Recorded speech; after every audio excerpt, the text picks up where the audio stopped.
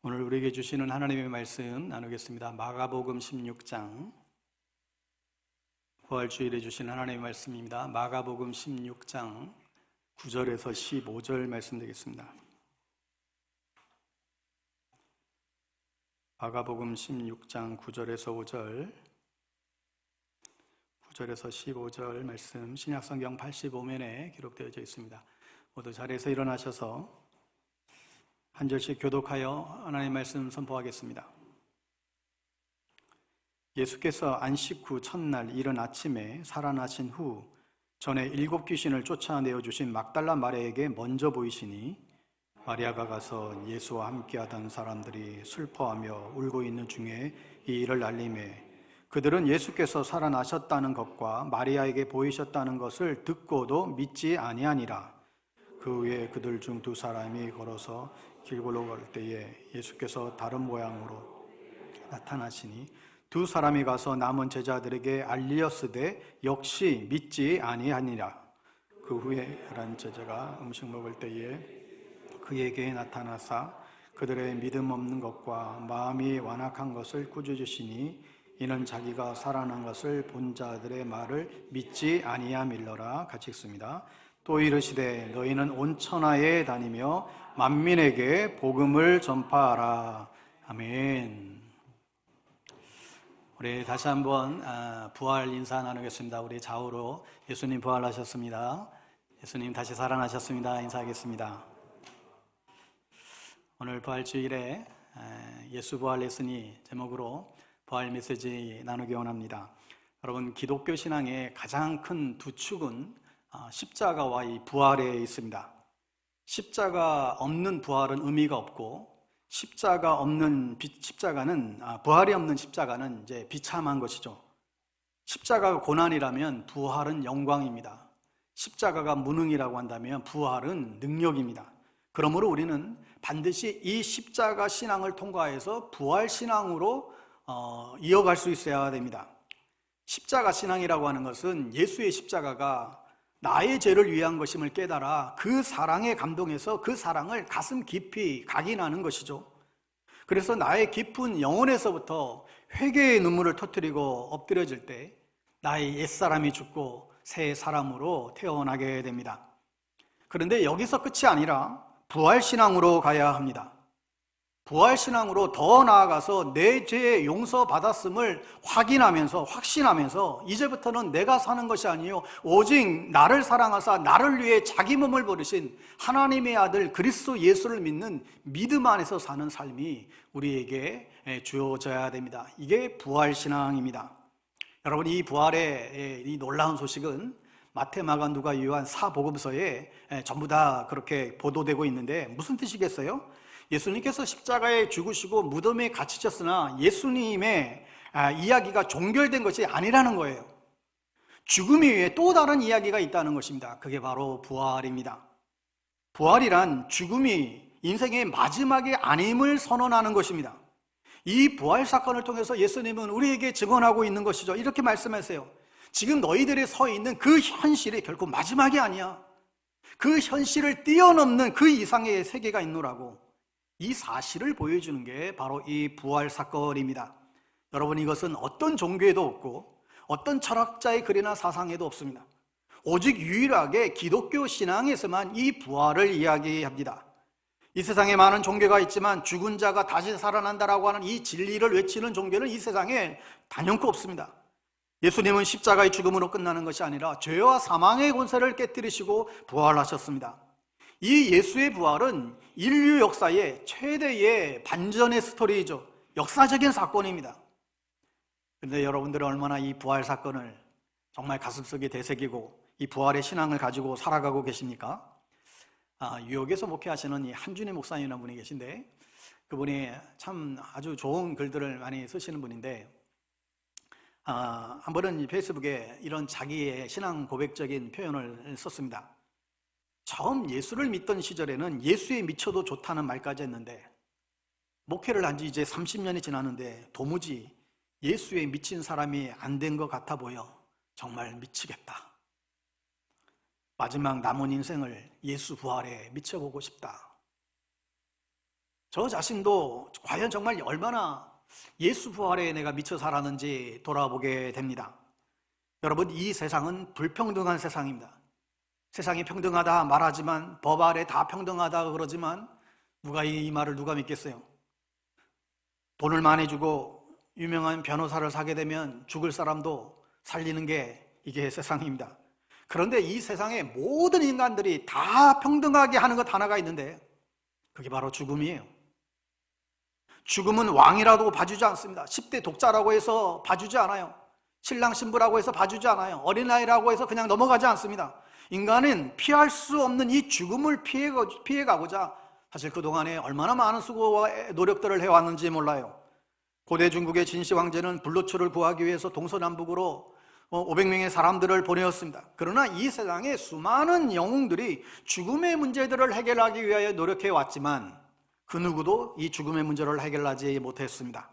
제왕도 죽었고 영웅호걸도 죽었고 절세 미인들도 다 죽어갔어요. 죽지 않으려고 아침 이슬만을 받아먹었다라고 한 이 한무제도 죽었고, 이 장을 비우는 것이 건강의 비결이라고 어떻게 그걸 이렇게 이해를 했는지 매일 강력한 설사에 걸렸고 늘 설사하며 살았던 루이 14세도 죽고 말았어요. 그 누구도 죽음을 피할 수가 없었습니다. 그런데 여러분, 인류 역사상 이 죽음이 지배하지 못한 단 한 사람이 있었는데 그가 바로 예수님이십니다. 예수님은 이 죽음을 이기시고 부활하셨습니다. 주님은 사망 권세를 깨고 죽은 자 가운데서 다시 부활하셔서 죽음의 문제를 해결하셨어요. 하여 주님이 부활하셨기 때문에 우리에게도 영원한 생명이 주어졌고 죽음의 공포에서 영생의 기쁨을 우리는 누리게 되었습니다. 여러분, 예수 믿는다는 것이 무엇입니까?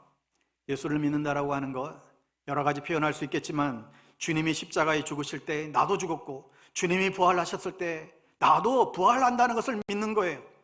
예수님이 십자가에 달려 돌아갔을 때 나도 그 십자가에 달려 죽었기 때문에 더 이상 죄가 나를 정죄하지 못합니다. 그리고 주님이 부활했을 때 나도 역시 부활합니다. 주님은 부활의 첫 열매가 되셨기 때문에 예수님의 부활은 곧 나의 부활입니다. 사랑하는 성도 여러분, 먼저 하늘 떠난 여러분의 사랑하는 사람들을 다시 만날 부활을 믿으십니까? 먼저 사랑하는 사람들을 천국에 보낸 그분들 다시 만날 그 부활을 여러분 믿으세요? 저희 어머님도 오래전에 돌아가셨지만 만약 부활이 없다라고 한다면 나를 그렇게 세상에서 낳으시고 사랑해 주셨던 그 어머니를 어떻게 다시 볼 수 있을까요?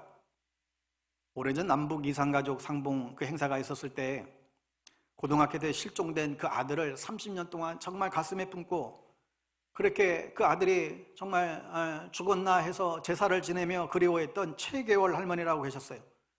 그런데 그 죽은 줄 알았던 그 아들이 남북 이산가족 그 상봉 그 장에 그 아들이 나타난 것을 만나게 됩니다. 노모가 아들을 부둥켜 안고 얼굴을 부비며 눈물을 하염없이 흘렸습니다.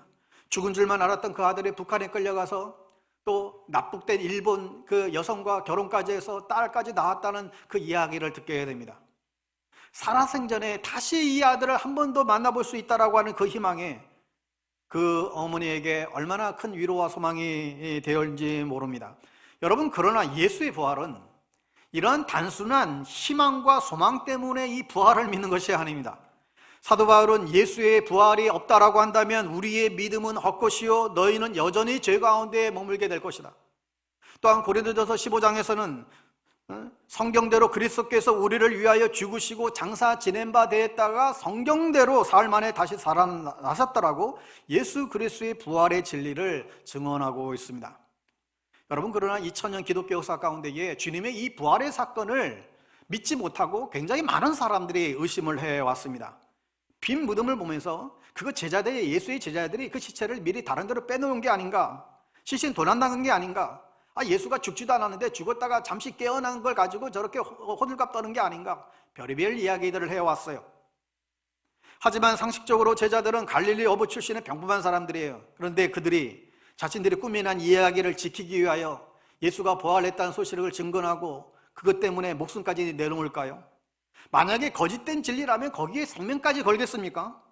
온몸의 껍질이 다 벗겨 나가는 그런 죽음과 사자굴에 잡혀 먹는 그 고통을 당하면서까지 그들은 분명한 부활의 주님을 만났기 때문에 그들 대부분은 부활의 복음을 증거하다가 그들은 순교의 제물이 되어 갔습니다. 만약에 예수 그리스도께서 다시 살아났다라고 하는 이 부활의 진리를 믿지 않으면 우리의 믿음은 날마다 흔들릴 수밖에 없을 것입니다. 고린도전서 15장 58절의 말씀이죠. 그러므로 내 사랑하는 형제들아, 견실하며 흔들리지 말고 항상 주의 일에 더욱 힘쓰는 자들이 되라. 이것이 너희의 수고가 헛되지 않을 줄 압니다. 이러한 주님의 분명한 말씀을 하시죠. 주님의 제자들은 부활한 주님을 만났습니다. 그들에게는 부활이 생명이고 하나님의 능력이고 지혜였습니다. 여러분, 이 부활의 신앙을 갖고 사는 것하고 이 부활의 신앙이 없는 것하고 살아가는 사람은 엄청난 차이가 있습니다. 여러분, 우리가 부활 신앙이 없다고 한다고 한다면 우리는 살아가면서 고난 앞에 쉽게 무너질 수밖에 없습니다. 또한 허무주의로 인한 쾌락에 빠져 향락주의에 빠져들 수밖에 없습니다. 그러나 우리의 부활 신앙이 있을 때 더 이상 무거운 환경에 우리가 끌려가지 않고 한계를 극복하는 힘찬 신앙생활을 하게 됩니다. 하여 예수 그리스도의 이 부활은 생명이 없는 곳에 생명의 빛을, 절망과 낙심, 두려움 있는 자들에게 지금도 살아계시는 우리 가운데 역사하시는 그 주님을 우리는 보게 됩니다. 로마서 8장 34절에 누가 정죄하리요? 죽으실 뿐만 아니라 다시 살아나신 이는 그리스도 예수시니 그는 하나님 우편에 계신 자요 우리를 위하여 간구하시는 자신이라. 그분은 죽으셨어요. 그러나 그분은 다시 부활하셨습니다. 지금도 하나님 보좌 우편에 앉아 계세요. 그리고 우리를 위해서 간구하시고 충부하고 계십니다. 이것이 우리가 믿는 믿음의 근거가 되는 것이죠.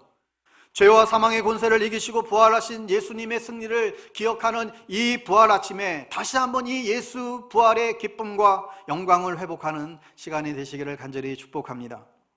근데 오늘 본문에 보면 이 부활 사건을 가장 먼저 목격한 그 사람이 누군가? 바로 그 당시 가부장적인 유대 사회에서 아주 멸시받았던 여인들이었습니다. 특별히 이 막달라 마리아는 7 귀신 들렸다가 예수님께 치유받은 그런 여인이에요. 그런데 놀랍게도 버림받았던 여인들이 부활의 복음을 가장 먼저 듣게 돼요. 이른 아침 무덤에 찾아온 이 마리아를 이 부활하신 예수님이 나타나신 것입니다. 사실 이거 누가 상상이나 했을까요?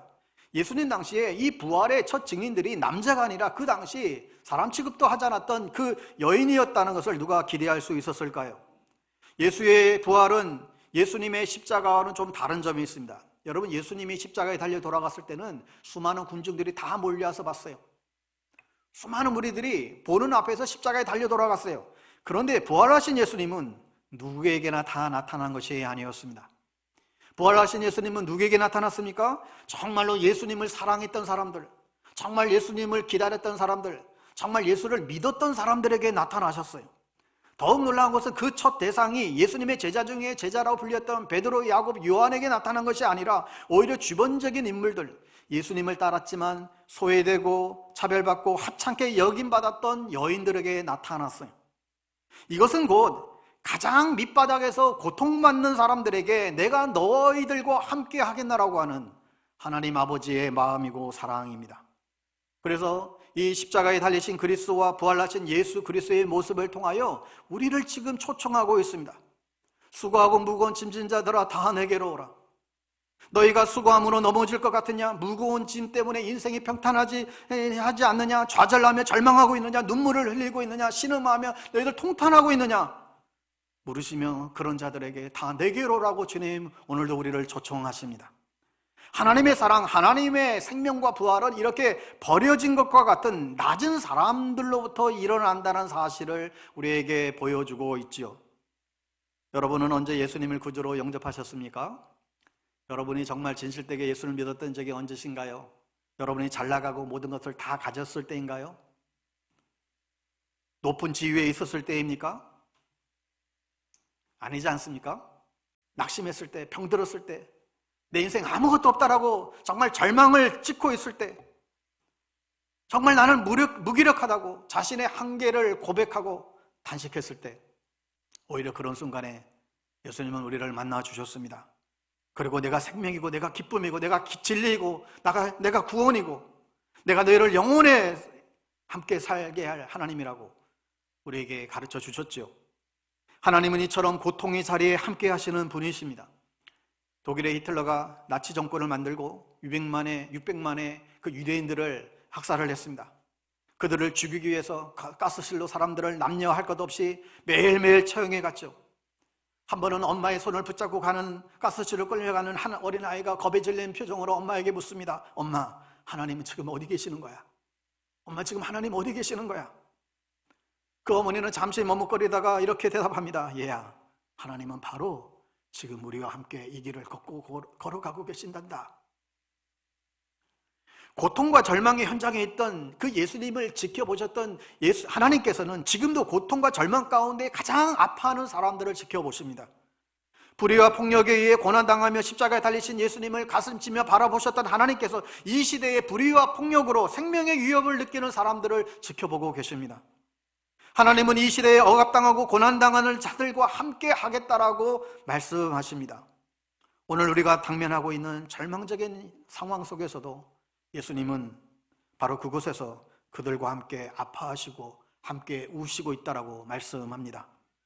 사랑하는 여러분, 오늘날에도 그렇다고 한다면 이 부활의 기쁨을 제일 먼저 만끽해야 될 사람들이 누구일까요? 어떤 힘의 중심에 있는 사람들이 아니라 오히려 세상을 힘들고 정말 아프게 살아가는 사람들, 눈물을 흘리고 있는 사람들일 거예요. 그들은 탈부모일 수도 있고 다문화 가정의 아이들일 수도 있고 돈 없는 가운데 그냥 그런 장애인일 수도 있고 독거노인과 코리안 드림을 꿈꾸며 이 땅 가운데 온 저 외국인 근로자일 수도 있습니다. 또 직장에서 쫓겨난 사람들, 병상에서 누워서 하루하루를 쉬는 가운데 살아가는 사람들일 수도 있습니다. 그들이 하나님의 생명의 그 역사를 가장 먼저, 부활의 신비를 먼저 경험해야 될 사람들입니다. 하나님의 생명의 역사는 저 밑바닥에서부터 낮은 곳으로부터 아무것도 할 수 없더라고 무기력감에 빠진 사람들 속에서 부활의 역사가 시작되게 됩니다. 그러므로 오늘 먼저 이 부활의 사실을 우리를 먼저 믿고 있는 이 믿음의 사람들에게 책임이 있죠. 부활하신 이 예수님을 세상에 증거하는 사명이 우리 안에 있습니다. 온 천하에 다니며 이 만민에게 이 복음을 전하라는 거예요. 이 시대의 아픔 속에서 주님만이 소망임을 여러분 기억하십시오. 절망의 반대말은 희망이 아니라 부활이에요.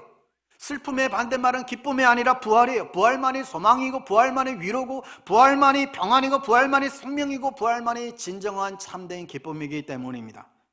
그리고 또 하나, 우리는 주일이면 이렇게 모여서 하나님께 예배합니다. 왜? 주일날이 어떤 날입니까? 안식 후 첫날, 주님이 부활하신 날입니다. 그래서 초대교회 교인들은 서서히 안식일에서 주일에 하나님을 예배하는 날로 그렇게 바뀌었습니다. 우리의 죄악이 용서받고 그로 인해서 하나님의 아들, 딸이 되고 하나님의 의로운 선물을 받은 날이 바로 예수님이 부활하신 주일이기 때문에 그래요. 바로 오늘이 우리가 부활하신 주님을 만나는 날입니다. 부활하신 예수님의 음성을 듣는 날이에요. 부활하신 주님과 사랑하는 날이에요. 그래서 우리의 생명이 영원한 것을 선포하는 날이죠. 우리가 하나님의 아들, 딸 되었다라고 하는 것을 만방 가운데 기뻐하며 즐거워하는 날이 이 부활의 아침입니다. 그러므로 여러분, 이 부활의 아침에, 이 주일에 우리는 우리의 마음의 모든 것을 주님 앞에 정말 가지고 나오십시오. 마음에 슬픔이 있으세요? 살아가면서 많은 찌들의 그런 고통과 슬픔, 몸이 아픈 그런 여러 가지 또 그런 모습들이 있습니까? 누구에게 이야기할 수 없는 그런 진통이 여러분 안에 살아가는 그런 아픔들이 다 있으신가요? 그 모든 것을 주님께 가지고 나아오십시오. 지금의 현실이 너무나 힘들고 절망스럽다고 한다면 그 절망마저 주님께 가지고 나오세요. 그러면 주님께서 부활의 생명으로 우리의 인생을 새롭게 써내려 가시기 시작할 것입니다. 부활은 하나님께서 우리의 인생의 마지막을 확실히 붙들고 계시다는 징표와 같습니다.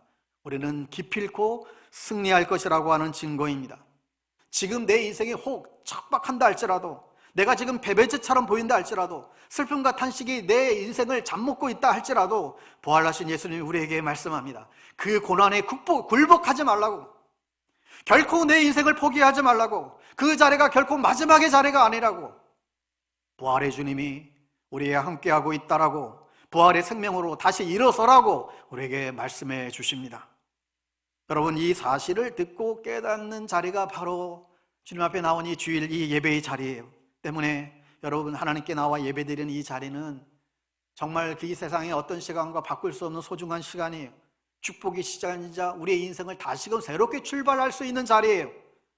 우리는 세상에서 낙심하거나 절망하더라도 다시금 예배의 자리로 나와 부활의 기쁨, 생명의 기쁨을 얻으면서 다시금 용기를 얻고 세상 가운데 나아갈 수 있어야 됩니다.